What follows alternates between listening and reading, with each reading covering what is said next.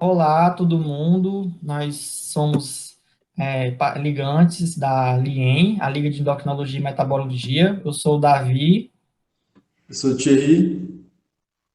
Nós já fomos monitores também de disciplinas do S4. Eu fui monitor de farmaco e o Thierry foi monitor de AFP.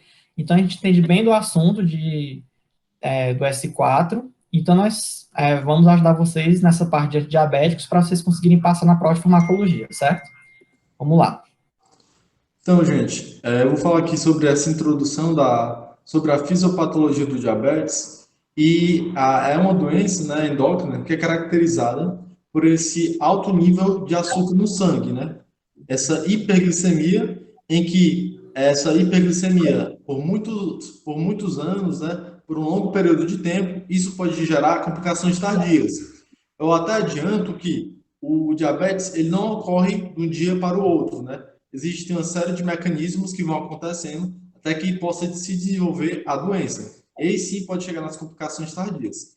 Um fato interessante, em relação até mesmo ao diagnóstico, é que você pode utilizar a hemoglobina glicada para diagnosticar o diabetes. O que é hemoglobina glicada? Hemoglobina glicada é uma hemoglobina, né, é uma proteína que está ali das hemácias, em que pelo alto nível de açúcar no sangue, ela se torna glicosilada, né?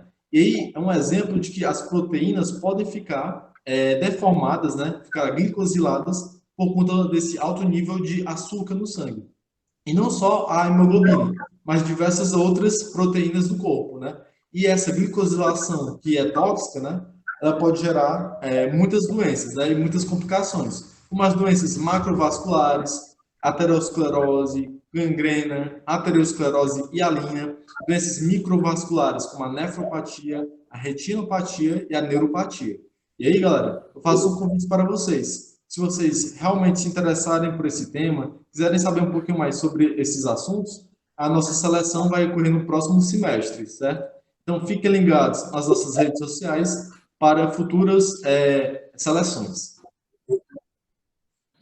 Pode passar, Davi. Exatamente. Bom, vou botar aqui o laser para facilitar. É o seguinte, pessoal. A primeira classe de antidiabético que vocês têm que saber é a classe das biguanidas, certo?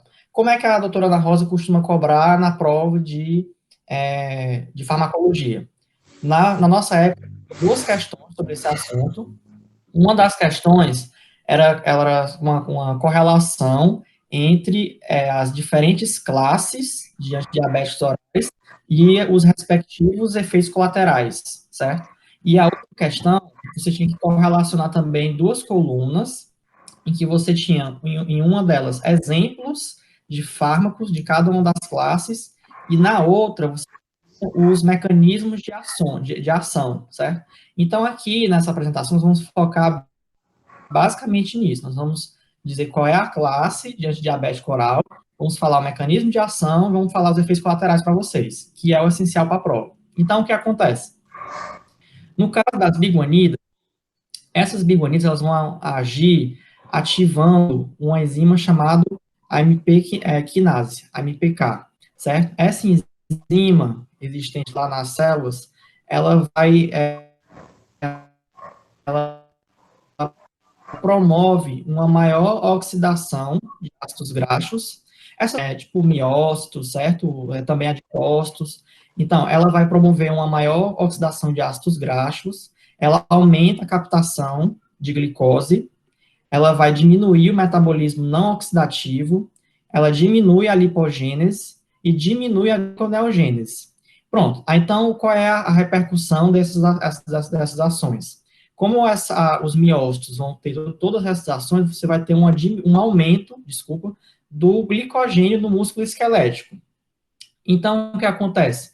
Quando você tem esse aumento do glicogênio no músculo esquelético, você vai ter uma menor produção de glicose hepática, certo? Então, essa menor produção de glicose hepática ocasiona o principal efeito das biguanidas, que é aumentar a sensibilidade à insulina, certo? Então, e consequentemente, você vai conseguir diminuir a glicemia. Se o teu organismo ele é mais sensível à insulina que tu produz, então essa insulina vai conseguir causar o maior efeito no teu organismo. E o efeito da insulina é justamente provocar diminuir os níveis de glicemia, certo? Então, o principal efeito dessa classe de bigonidas é justamente aumentar a sensibilidade à insulina, ou então, pode até perguntar na prova, né, diminuir a resistência periférica à insulina, certo? Então, esse aqui é o foco do mecanismo de ação deles. No caso das bigonidas, o que é que nós temos de efeitos colaterais? Alguns, assim, mais inespecíficos, como as queixas gastrointestinais, certo? Mas o principal, e esse aqui caiu na prova mesmo, que eu me lembro, é a deficiência de vitamina B12 ao longo do prazo, certo? A longo prazo. Então, os pacientes que tomam os medicamentos dessa classe aí de biguanidas, eles podem ter prazo. Isso aí pode gerar um tipo de anemia chamada anemia megaloblástica. Vocês devem ter visto isso em semiologia. Pronto, então, o principal exemplo de medicamento dessa classe biguanidas é justamente a metformina, certo? O nome comercial dela é Glifage. É o medicamento que é a primeira escolha para a grande maioria dos pacientes que têm diabetes, certo? Então, ela é bastante conhecida e vocês têm que se lembrar desse nome para fazer a prova de vocês, que a professora pode perguntar isso também. E Davi, Vamos também só para uma outra classe. falar um pouquinho sobre a Diga. questão da deficiência da B12, né? Porque a metformina, as bigonidas, elas meio que diminuem a absorção da vitamina B12 com um fator intrínseco no intestino delgado, né? E por conta disso pode gerar essa deficiência. E outro efeito colateral também importante que eu gostaria de acrescentar é a questão da acidose lática, né? Principalmente em pacientes que já têm uma redução da função renal. Portanto, a metformina ela deve ser prescrita com muita atenção para pacientes que têm algum grau de doença renal crônica. Era só isso mesmo. Exatamente. Certo. A outra classe que nós vamos ver é a classe das sulfonilureias. Antes da gente avaliar as sulfonilureias, é bom a gente fazer uma revisão sobre a fisiologia da liberação, da produção de insulina pela célula beta do pâncreas. Essa aqui é uma imagem lá do Goodman, certo? Então, o que acontece? Como é que a célula beta vai liberar insulina? Nós temos a glicose, que está na circulação sanguínea. Essa glicose ela vai ser captada pelo transportador GLUT, certo? Que está presente lá na célula beta do pâncreas. Então, essa glicose entra na célula beta, e aí ela vai passar por todos aqueles processos que a gente estudou lá em bioquímica, no S1, de metabolismo, certo? Aquelas partes lá de glicólise, ciclo de Krebs, cadeia transportadora de elétrons e tudo mais. Aí, então, você vai ter, a partir disso, desse metabolismo, você vai ter a produção de ATP dentro da célula.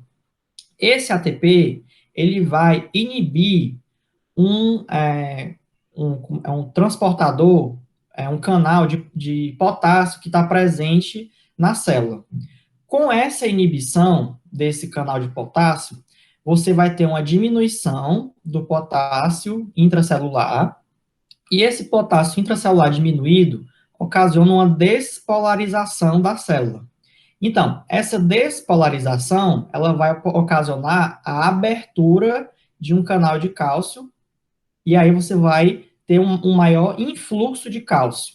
Então, esse influxo de cálcio aumenta a concentração de cálcio intracelular.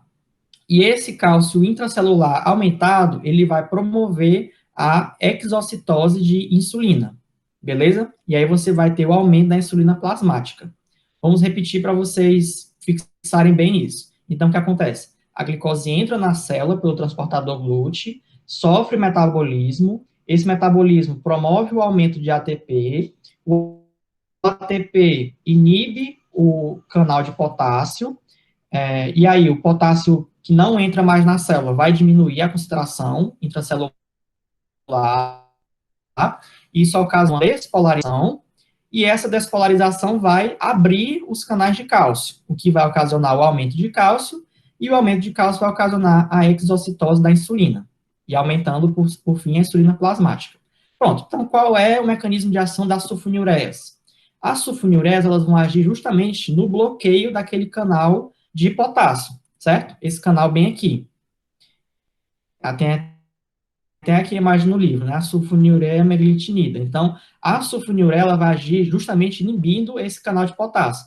E aí, quando ela inibe esse canal de potássio, ela vai fazer todo aquele passo a passo depois que ocorre a inibição do canal de potássio, que é a diminuição do potássio intracelular, despolarização e assim vai.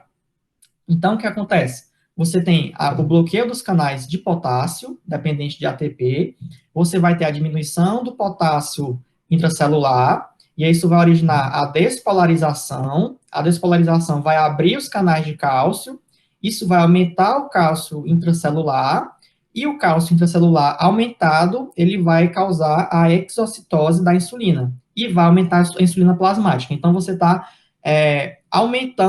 você está aumentando a secreção de insulina pela célula beta do pâncreas, certo? E aí essa insulina aumentada que vai estar no plasma, ela vai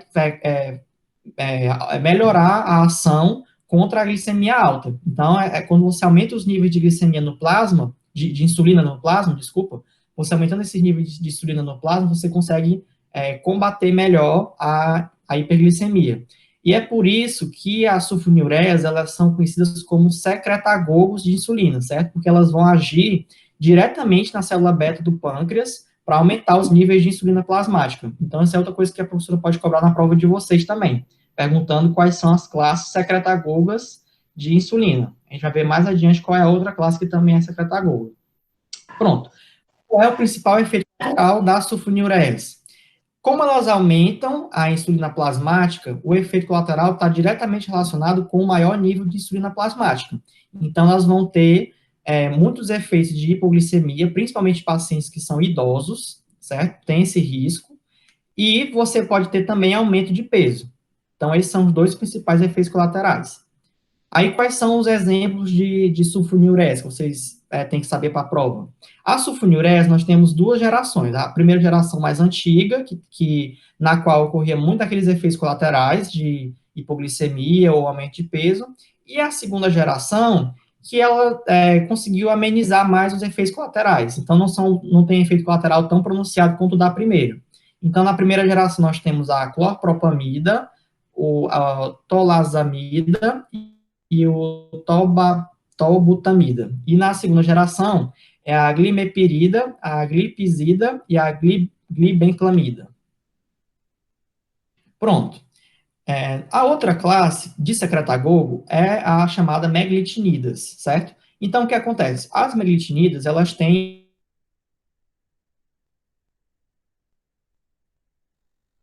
agir lá naquele canal de potássio dependente de ATP. E vão ter, consequentemente, os mesmos efeitos colaterais. Qual é a principal diferença entre as meglitinidas e as sulfonilureias? A principal diferença é a questão da farmacocinética. As meglitinidas, elas têm uma farmacocinética menor, o tempo de meia-vida delas é menor do que o das sulfonilureias. Então, as meglitinidas, elas são utilizadas principalmente para controle de glicemia pós-prandial, após as refeições, porque como elas têm um pico de ação mais rápido, então elas são mais indicadas para esse tipo de controle de glicemia. Mas só para a gente revisar, qual que seria o mecanismo de ação das meglitinidas?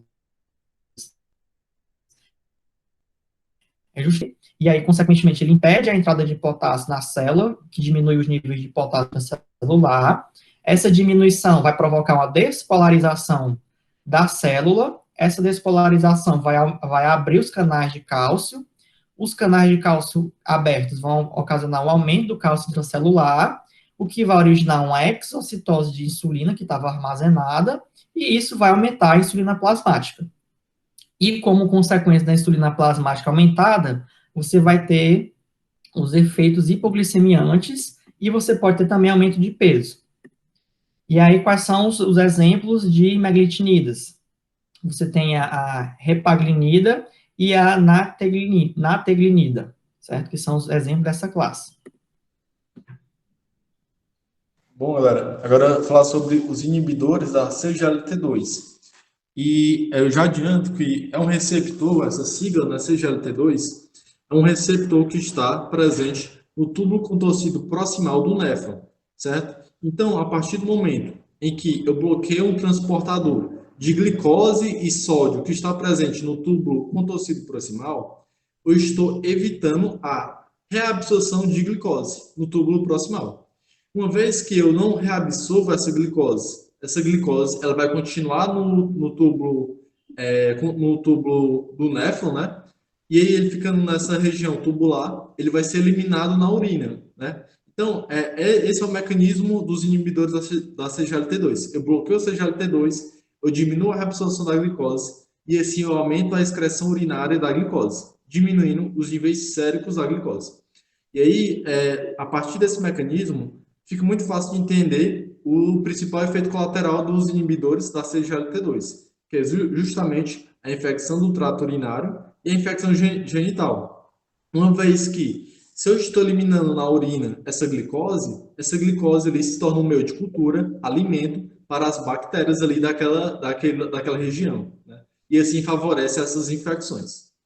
Vale ressaltar também que ela é uma droga muito recente e que, por conta disso, ela trouxe muitos benefícios, né? E um dos principais benefícios, não só na queda da hemoglobina glicada, né, da glicemia, mas também mostrou-se que ela aumentou a sobrevida de pacientes com insuficiência cardíaca, mostrando o potencial diurético, né, como também a redução da glicemia, e favorecendo esses pacientes com insuficiência cardíaca. Pode passar. E aí, mais uma vez, aqui mostrando o mecanismo, né? Nós temos aqui, de um lado, a região tubular, né? O lumen tubular, e do outro, nós temos a região, né? Isso, região tubular aqui, né? E aí nós temos aqui o transportador. Pode daqui, o transportador, né? CGLT2. A partir do momento que eu inibo esse transportador, eu impeço a passagem da glicose, certo? E aí essa glicose que iria para a corrente sanguínea, ela continua ali na região tubular. E aí ela é eliminada na urina, impedindo a hiperglicemia e favorecendo, né, possíveis infecções urinárias. Aqui mostrando mais perto, né, o tubo contorcido proximal, em que é responsável pela reabsorção de 90% da glicose. Uma vez que essa glicose, né, não é reabsorvida, ela passa direto nos túbulos, né, e eliminada na urina. Perceba também, né? Porque se essa glicose, né, que é osmótica, ou seja, que puxa água, se ela não é reabsorvida, ela continua nessa região tubular, ela favorece, né, a eliminação de água também, mostrando até um pouco, né, do mecanismo ali diurético, que pode ser muito útil em pacientes com insuficiência cardíaca. Isso mesmo. E são alguns exemplos, né? A canaglifosina, a dapaglifosina e a ipraglifosina.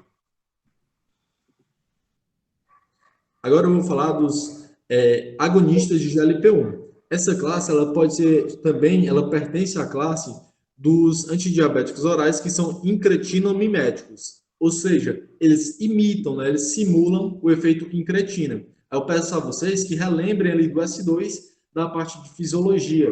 Eu questiono a vocês, se eu introduzo a glicose oral ou então glicose pela via intravenoso, qual é a maior pico de insulina logo em seguida? Bom, o maior pico de insulina é logo após a administração da glicose via oral, justamente por conta desse efeito incretina, que ele funciona assim. A glicose ela é absorvida pela via oral e quando essa glicose chega no intestino delgado, nós vamos ter células do intestino que vão secretar alguns hormônios. E são esses hormônios incretinamiméticos. O GLP-1, que é o hormônio semelhante ao glucagon, que vai junto com o GIP, né? Que eles vão ter esse efeito, em que vão aumentar a secreção de insulina pelo pâncreas, vão reduzir a secreção do glucagon, eles vão também favorecer o retardo do esvaziamento gástrico, ou seja, o estômago ele vai ser esvaziado de uma forma mais lenta e assim causa maior saciedade no paciente, diminuindo a ingestão de alimentos. E aí, perceba, né, principalmente esse efeito de reduzir, de retardar o esvaziamento gástrico, explica também os principais efeitos colaterais, que são náusea, êmese, diarreia e anorexia. Anorexia que pode também explicar uma outra utilidade dele, que é justamente essa questão do emagrecimento, né? Então, os agonistas de GLP-1, eles são uma ótima opção, principalmente para pacientes que estão acima do peso, que estão com obesidade de grau 1, em que você pode também lançar a mão desse medicamento, que vai, também vai reduzir os níveis da glicemia, mas também vai favorecer o emagrecimento desse paciente, né? E aí, mostrando na capa de revistas, né, na época que ele foi lançado, ele ficou muito lembrado por conta dessa questão do emagrecimento, né? Mas também vale ressaltar que sempre deve ser utilizado com orientação médica, né? Bem sensacionalista também. E aí o principal exemplo, né, a exenatida, né? E aí que a maioria deles, né, são por via subcutânea, né? Não são por via oral. Agora, ainda nessa mesma classe de medicamentos que são incretinamiméticos, ou seja, que simulam esse efeito incretina, nós também temos os inibidores da DPP-4. Como eu falei antes, né, você tem uma refeição, você tem ali uma carga de glicose que vai por via oral e você libera esses dois hormônios pelo intestino, o GLP-1 e o GIP, né? E o GLP-1, que é o principal hormônio aí, ele é degradado por essa enzima, né?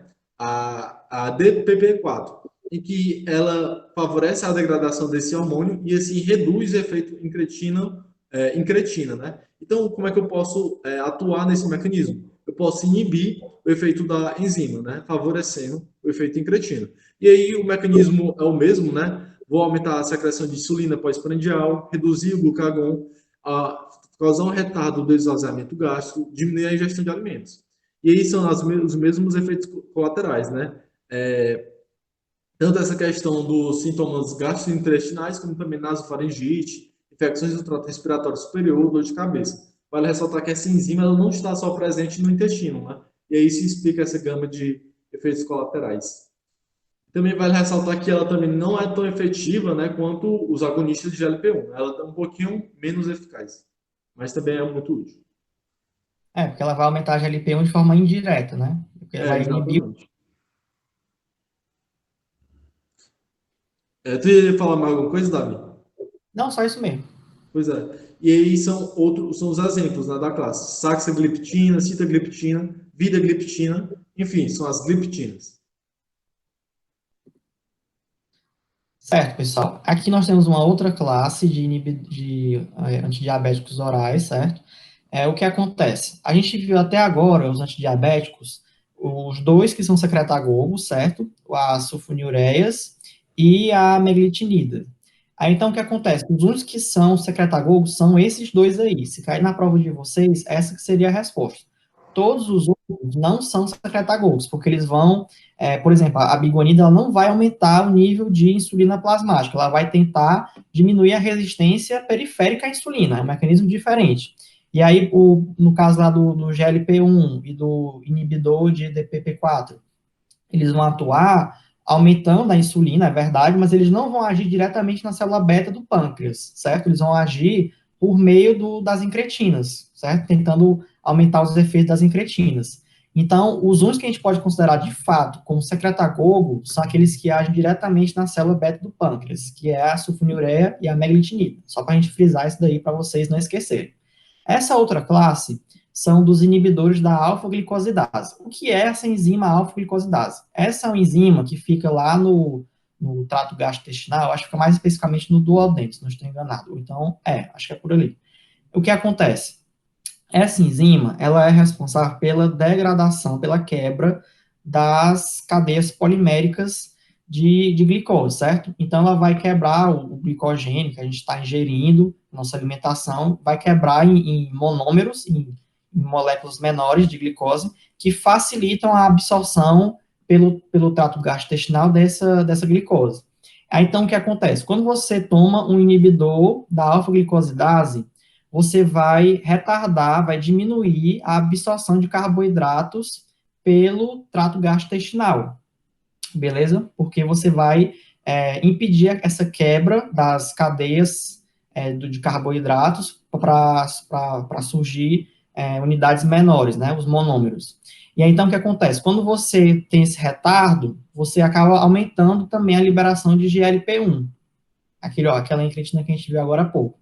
E com a liberação de GLP-1, você vai ter a diminuição da taxa de glicemia pós-prandial, beleza? A glicemia pós-prandial, a glicose geralmente se eleva mais depois de uma refeição, então quando você toma alfa-glicosidase, essa alfa-glicosidase vai impedir que essa glicose que você se alimentou seja absorvida pelo organismo. Então, isso vai reduzir a taxa de elevação da glicose pós-prandial. Quais são os principais efeitos colaterais dela? Como você não vai absorver essa glicose, a glicose ela vai permanecer no teu trato gastrointestinal, no lúmen, certo? Do trato gastrointestinal. E aí isso pode ter pode ocasionar fermentação, certo? Daquela substância, daquela glicose por outros organismos, né? Pelas bactérias, pela flora intestinal, né? Aquela flora intestinal pode fermentar aquela glicose que está lá no lúmen intestinal. E essa fermentação pode ocasionar um quadro de flatulência, diarreia ou dor abdominal. Então, os principais efeitos colaterais da alfa-glicosidase são esses aqui. E os principais exemplos de inibidor da alfa-glicosidase são, o principal que caiu na prova é esse aqui, a carbose, e nós temos também o miglitol. Certo? Vamos lá, tá acabando. A outra classe também muito importante é a das tiazolidinedionas. Esse nome é assim bem fácil, né, para saber. O que acontece?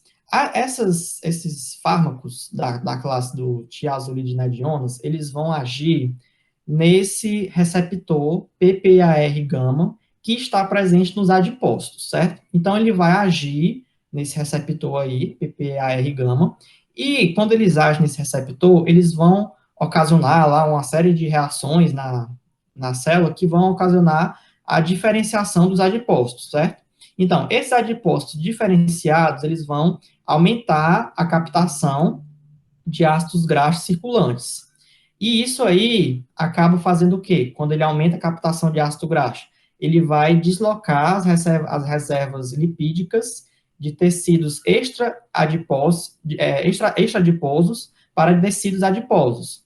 Então, o que é que essa transferência de reserva lipídica de tecidos extra-adiposos para tecidos adiposos vai ocasionar? Ela ocasiona uma maior sensibilidade tecidual à insulina. Então, acaba que a consequência final das tiazolidinedionas é a mesma do grupo das biguanidas. Elas vão agir para tentar aumentar a sensibilidade do organismo à insulina, certo? Tentar diminuir a resistência periférica à insulina. É essa a consequência final deles.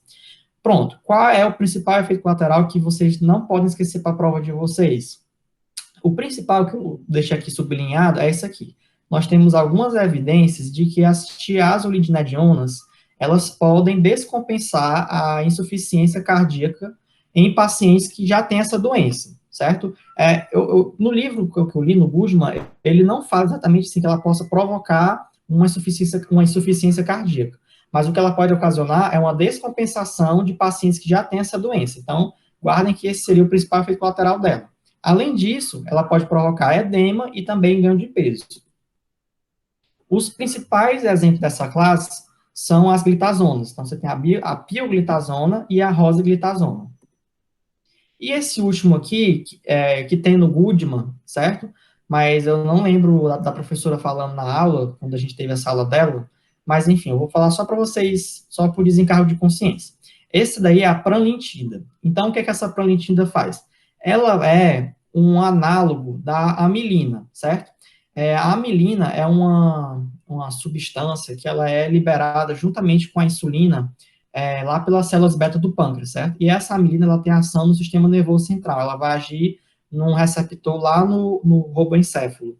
Então, a pranlintida, ela é um medicamento que ela tem similaridade, certo, com a amilina, então a pranlintida, ela vai agir naquele receptor de amilina que está localizado no SNC. Aí, então, quando ela age nesse receptor, ela vai ocasionar uma diminuição do glucagon, do hormônio glucagon, e isso provoca uma maior saciedade para a pessoa. E essa maior saciedade vai causar também um retardo do esvaziamento gástrico, certo? E então, como consequência, você vai ter uma diminuição dos níveis de glicemia. Aí, quais são os principais efeitos colaterais que ela pode ter? Ela pode ter hipoglicemia, náusea, êmese e anorexia. Aqui são as fontes que a gente utilizou para fazer a apresentação. E agora, pessoal, eu queria só falar para vocês sobre uma surpresinha que a gente fez. É o seguinte, como eu já fui monitor de farmacologia clínica, então eu já sei qual é o estilo de questão desse assunto que a professora costuma cobrar na prova. Eu até já falei para vocês, né, que ela coloca duas questões, uma focando nos efeitos colaterais e outra focando no mecanismo de ação. Então, a gente pegou e montou no Socrative um questionário, acho que são, tipo, 20 questões, para vocês treinarem. E aí, nessas questões, nós temos questão de mecanismo de ação, tem questão de efeito colateral, tem questão sobre exemplos de cada classe, que é para vocês exercitarem e fixarem esse conteúdo. Então, vocês vão entrar no site do Socrative, que está aqui escrito, e aí, quando vocês entrarem no site do Socrative, vocês vêm aqui nessa parte, login. Depois que vocês entram no login, vocês vão fazer esse primeiro login aqui, Student Login, certo? Quando vocês clicarem lá, vocês vêm para essa página aqui, que essa página ela vai pedir o nome da sala. O nome da sala da nossa liga é esse daqui, Lien 7771. Então, vocês coloquem isso e depois apertam aqui nesse botão. Logo em seguida, ele vai pedir para vocês colocar o nome de vocês. Então, vocês escrevam aqui o nome de vocês, bonitinho, aí escrevam aqui em dano. Depois que apertarem aqui, vocês vão já começar o questionário. Aí a gente colocou também o gabarito depois de cada pergunta respondida, que é para vocês conseguirem corrigir e praticar para a prova. Beleza?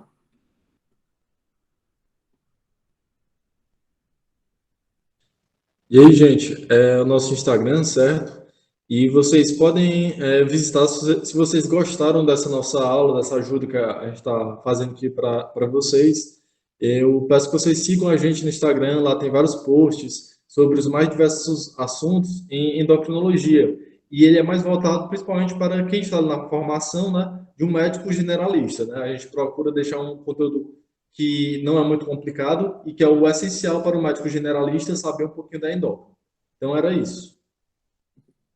Valeu, gente. Um abraço para vocês. Boa prova. Valeu, gente. Muito obrigado. Boa prova.